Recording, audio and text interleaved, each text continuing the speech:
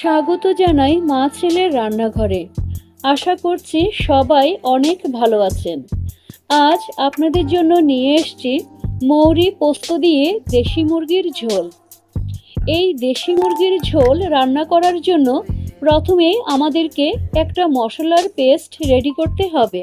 আর তাই জন্য আমি একটা মিক্সিং জারে প্রথমেই নিয়ে নিলাম রসুন এবং আদা কুচি, কয়েকটা কাঁচা লঙ্কা, 1 চামচ পোস্ত, হাফ চামচ মৌরি, সামান্য লবণ, সরিষার তেল এবং একটু পানি দিয়ে ভালোভাবে ব্লেন্ড করে মিহি একটা পেস্ট রেডি করে নিলাম। এবারে চুলায় একটা কড়াই বসিয়ে দিলাম এবং তাতে পরিমাণ মতো তেল দিয়ে দিলাম। তেলটা গরম হলে মাংসের আলুটা নুন হলুদ দিয়ে ভালোভাবে ভেজে তুলে নিলাম।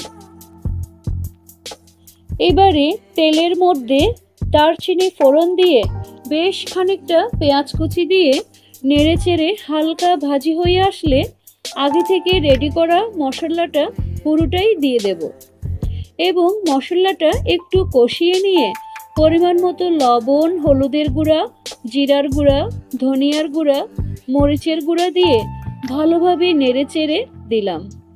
মরিচের গুঁড়াটা একটু কম করে দিলাম, কারণ আমি মশলার পেস্ট রেডি করার সময় কাঁচামরিচ দিয়েছিলাম।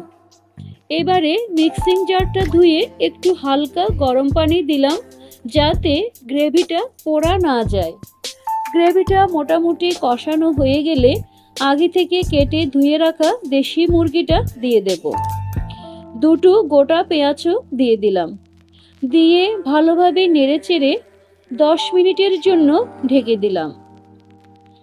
10 মিনিট পর ঢাকা তুলে ভালোভাবে নেড়েচেড়ে আগে থেকে ভাজি করা আলুগুলো দিয়ে সাথে দিয়ে দিলাম মিট মশলা, দিয়ে ভালোভাবে নেড়েচেড়ে দিলাম এবং পরিমাণ মতো পানি দিয়ে দিলাম। এবারে নেড়েচেড়ে ঢেকে দিলাম এবং বলক ওঠা পর্যন্ত এবং মাংস সুসিদ্ধ হওয়া পর্যন্ত অপেক্ষা করলাম। আবারও ঢাকা তুলে নেড়েচেড়ে গরম মশলার গুঁড়া, স্বাদের ব্যালেন্সের জন্য সামান্য চিনি এবং লেবুর রস দিয়ে রান্নাটা কমপ্লিট করলাম। এই যে দেশি মুরগির ঝোল রেডি টু সার্ভ। আমি সাথে একটু সালাদও রেডি করেছিলাম।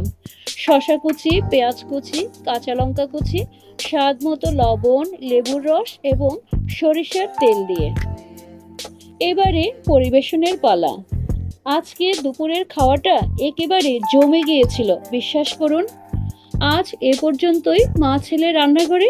সামনে আবার নতুন কোনো রেসিপি নিয়ে হাজির হওয়ার প্রত্যাশা রাখছি। ভিডিওটা যদি ভালো লাগে তাহলে একটা লাইক এবং সাবস্ক্রাইবের আশায় থাকলাম। Good bye, be foodie.